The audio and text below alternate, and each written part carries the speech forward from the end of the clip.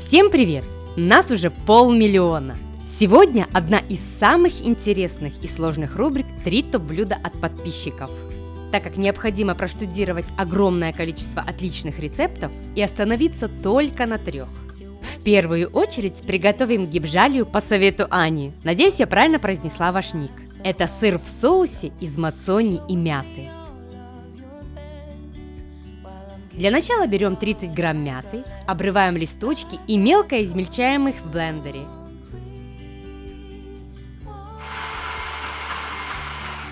Затем 300 грамм сыра нарезаем небольшими кусочками.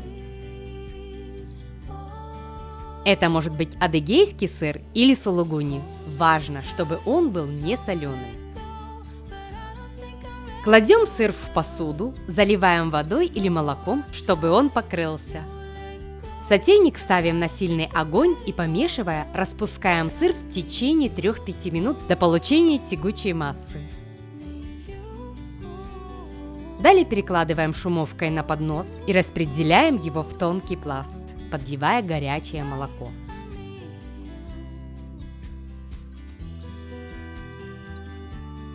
Теперь сливаем излишки молока с подноса. А еще можно раскатать тонко сыр с помощью пергамента и скалки. Сверху кладем свежую ароматную мяту. На этом этапе можно слегка присолить, но мы этого не делали и получилось, что надо. Сворачиваем рулет и отправляем в холодильник, чтобы слегка остудить. Тем временем приготовим для соуса зеленую аджику.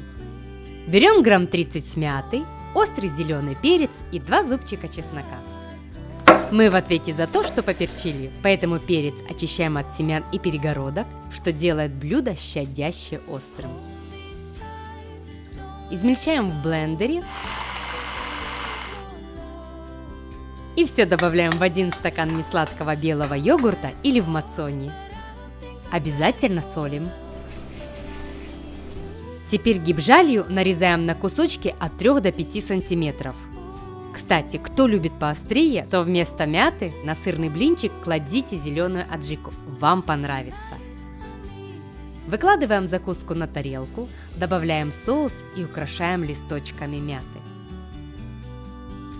А для красоты и остроты еще чуток красного острого перца. У меня теперь 2 фаворита среди белых соусов. Соус из мацони с зеленой аджикой и дзадзики. Последний вы найдете в видео по ссылке вверху. А у вас какой любимый соус? Пишите в комментариях. Вкуснее всего есть гибжалию с настоящим грузинским хлебом, макая его в ароматный острый соус. Переходим ко второму рецепту по совету DevTox. Мясо по-флорентийски.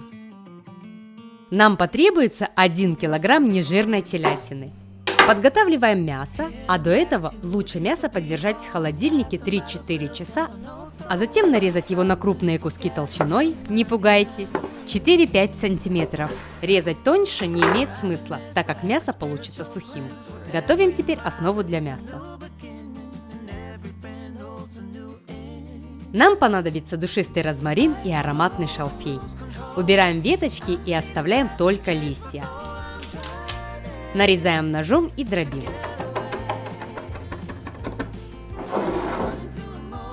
Эти травы – основа для мяса, а еще много оливкового масла, не меньше 4 столовых ложек, и соль – 1,5 чайных ложек.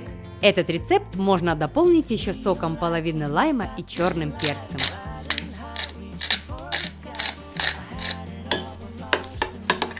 Следующий этап – угли.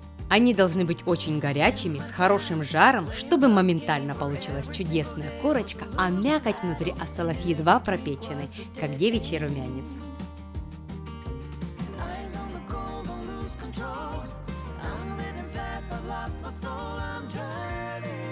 Жарим мясо по 5 минут с каждой стороны и выкладываем на поднос.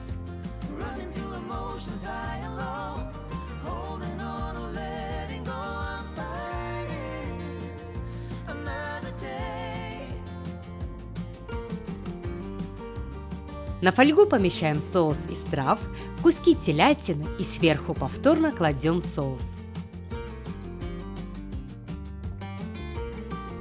Заматываем в фольгу и оставляем на 30 минут, чтобы мясо взяло всю силу и запах ароматных трав.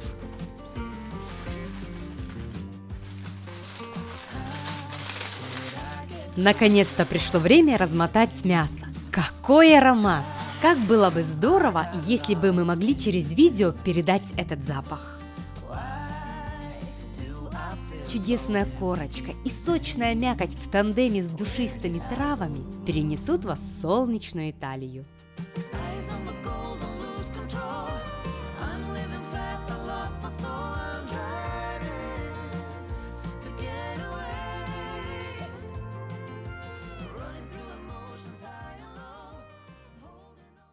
Третий рецепт по совету Миланы – десерт Париж-Брест.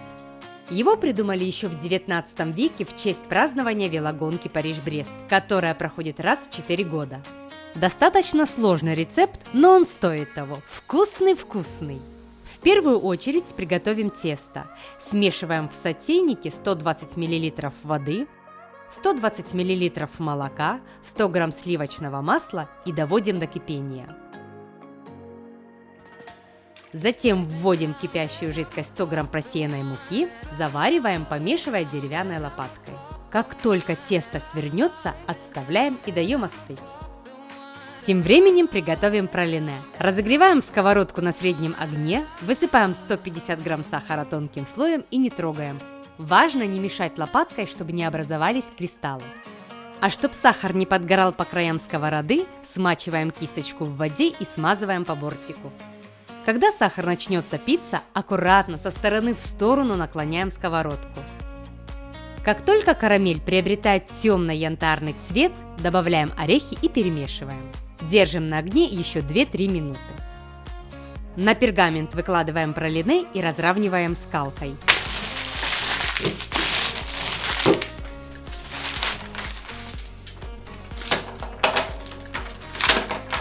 Даем время пралине застыть, а затем измельчаем в кофемолке или с помощью ножа в очень мелкую крошку. Пришло время для заварного крема. Берем 3 яйца и отделяем 3 белка от желтков. В желтки кладем 25 грамм кукурузного крахмала, 50 грамм сахара и перетираем. Теперь кипятим 1 стакан молока. Далее вливаем половину молока в яичную смесь и быстро перемешиваем.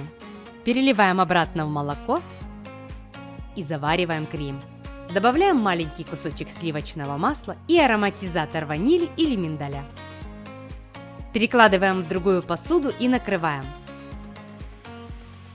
Пока остывает крем, с помощью насадки звездочка формируем круги в виде колеса или более простой вариант круга.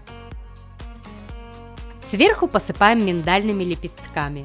Отправляем в духовку при температуре 190-200 градусов в течение 20 минут. После доводим их до готовности при температуре 150-160 градусов еще 15 минут. И еще 20 минут после выпекания ни в коем случае не открывайте духовку, иначе пирожные опадут. Далее взбиваем 150 грамм сливочного масла до бела в течение 7 минут. Добавляем сахарную пудру по вкусу и еще раз взбиваем.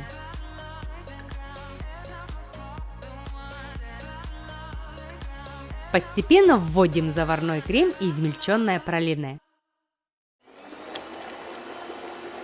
Теперь собираем пирожное.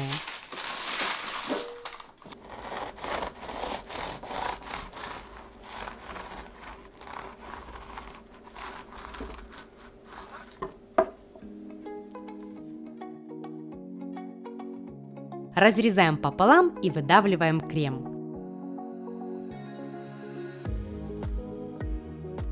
Закрываем верхнюю часть и присыпаем сахарной пудрой, украшая фруктами. Воздушное тесто, как у эклера, необычная начинка с ореховым вкусом и миндальный аромат – это идеальное утро вместе с чашечкой ароматного кофе или чая. Надо почаще снимать эту рубрику. Сколько нового и интересного мы уже попробовали благодаря вам. Следующее видео будет 3 топ-блюда из Мексики или 3 закуски под фильм. А решать это вам. Пишите в комментариях, страна или закуска. И если вам понравилось это видео, делитесь им с друзьями в соцсетях и ставьте лайк. А на сегодня все. Приятного аппетита и до вкусных встреч! Всем пока!